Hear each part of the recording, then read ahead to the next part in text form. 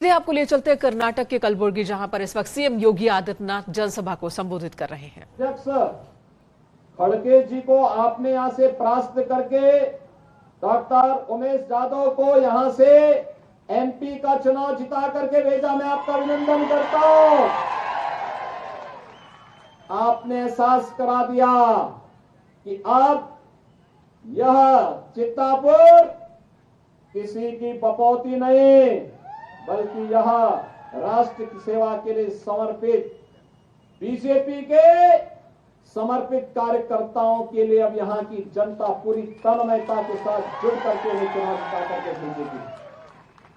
भाइयों बहनों, आज आपका उत्साह इस बात को भी रेखांकित कर रहा है। भारतीय जनता पार्टी बीजेपी परिवारवाद को प्रश्रय नहीं देती, जातिवाद को प्रश्रय नहीं देती, छुआछूत और अस्पृश्यता के भाव को किसी भी प्रकार से प्रश्रय नहीं देती। आखिर भगवान राम ने माता सबरी के जूठे बेर तो यहीं पे खाए थे ना।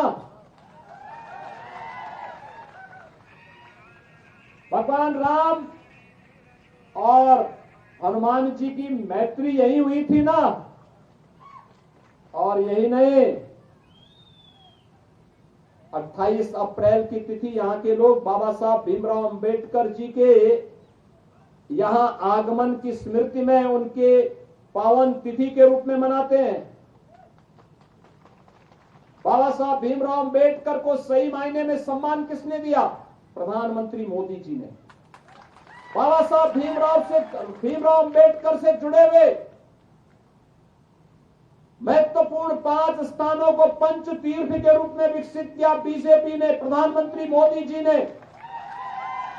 उनकी जन्मभूमि मऊ मध्य प्रदेश को भव्य स्मारक के रूप में बदल करके,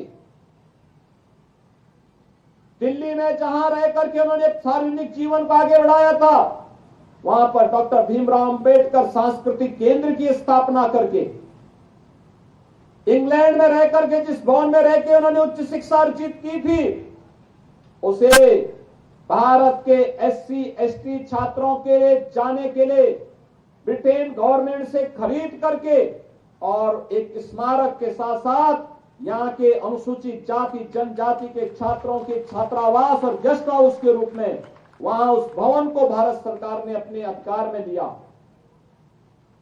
नागपुर में उनकी दीक्षा भूमि को और मुंबई की चैत्य भूमि को पंच तीर्थ के रूप में विकसित करने का काम डबल इंजन की बीजेपी की गवर्नमेंट ने किया है। भाइयों बहनों, बाबा साहब भीमराव अंबेडकर के इन कार्यक्रमों को आगे बढ़ाने का सही मायने में काम किसी ने किया है तो वह बीजेपी ने किया है, डबल इंजन की बीजेपी की गवर्नमेंट ने किया है। आज भी येदियुरप्पा जी के मार्गदर्शन में और बोम्मई जी के नेतृत्व में डबल इंजन की सरकार कर्नाटक के अंदर मजबूती के साथ कार्य कर रही है। और इसीलिए मैं आप सबसे अपील करने के लिए आया हूं। भारतीय जनता पार्टी ने एक युवा और जुझारू नौजवान को आपका प्रत्याशी अपना अभ्यर्थी बनाया है चित्तापुर से। और भाइयों बहनों, इसीलिए मैं आया हूं विशेष रूप से।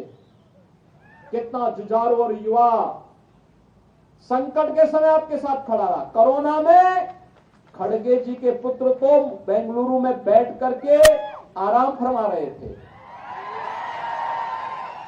उनको यहां आने की फुर्सत ही नहीं थी।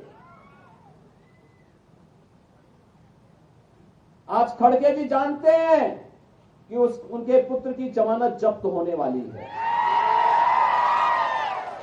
वे जानते हैं, इसीलिए आप उल जलूल बात कर रहे हैं। आपने देखा अभी 3 दिन पहले प्रधानमंत्री मोदी जी के खिलाफ किस प्रकार के अपमानजनक टिप्पणी कर रहे हैं। क्या इस उम्र में खड़गे जी को ये सब शोभा देता है? क्या ये शोभा देता है? ये दिखाता है कि कांग्रेस हार रही है और उनके पुत्र की जमानत जब्त हो रही है। ये दिखाता है कि जैसे खड़गे जी को 1,25,000 वोट से बीजेपी के कैंडिडेट ने लोकसभा इलेक्शन में, जनरल इलेक्शन में हराया था, ऐसे ही यहां से बीजेपी का प्रत्याशी श्री मणिकांत राठौर भारी बहुमत से उनके पुत्र को भी परास्त करने वाले हैं। भाइयों बहनों, प्रधानमंत्री का अपमान राष्ट्र का अपमान होता है। खड़गे जी कांग्रेस के अध्यक्ष होने के बावजूद प्रधानमंत्री जी के प्रति अपमानजनक टिप्पणी करते हैं। ये भारत का अपमान करते हैं, भारत की 140 करोड़ जनता का अपमान करते हैं। और इसलिए भारत का अपमान करने वाले किसी व्यक्ति को हमें स्वीकार नहीं करना चाहिए। मैं आप सबसे अपील करने के लिए आया हूं। भारतीय जनता पार्टी ने मणिकंठ राठौर को अपना प्रत्याशी बना करके आपके बीच उतारा है। मुझे आपके उत्साह को देख करके मैं स्वयं उत्साहित हूं कि आपने एक युवा कार्यकर्ता को, वो यानी उनकी उम्र अभी 26-27 वर्ष है, जैसे एमएलए यहां से चुने जाएंगे कर्नाटक के सबसे युवा एमएलए होंगे, सबसे युवा। और याद रखना, जब युवा चुना जाता है ना, तो युवा लाभ हानि नहीं देखता। युवा तो युवा के कल्याण के लिए, महिलाओं की सुरक्षा के लिए, व्यापारियों की रक्षा करने के लिए और इस क्षेत्र की सुंदरीकरण के लिए काम करेगा, बेहतरीन प्रयास करेगा। तो इसलिए आप सबसे मैं पहले अपील करूंगा कि मणिकंठ राठौर को भारी बहुमत से विजयी बना करके भारत का अपमान करने वाले खड़गे परिवार की जमानत जब्त करवाने की आवश्यकता है। सहमत हैं? सभी लोग सहमत हैं? मेरे साथ दोनों हाथ ला करके बोलो, दोनों हाथ ला करके भारत माता की, भारत माता की, भारत माता की। और दूसरा, मैं आपको आमंत्रण देने के लिए आया हूं। आमंत्रण जनवरी 2024 में अयोध्या में भगवान श्री राम का भव्य मंदिर का निर्माण कार्य पूरा हो रहा है, पूरा हो रहा है। और भाइयों बहनों, प्रधानमंत्री मोदी जी के नेतृत्व में, प्रधानमंत्री मोदी जी के कर कमलों से अयोध्या में रामलीला का विराजमान होगा भव्य मंदिर में। अभी तो कुछ दिन पहले मणिकंठ राठौर स्वयं अयोध्या गए थे,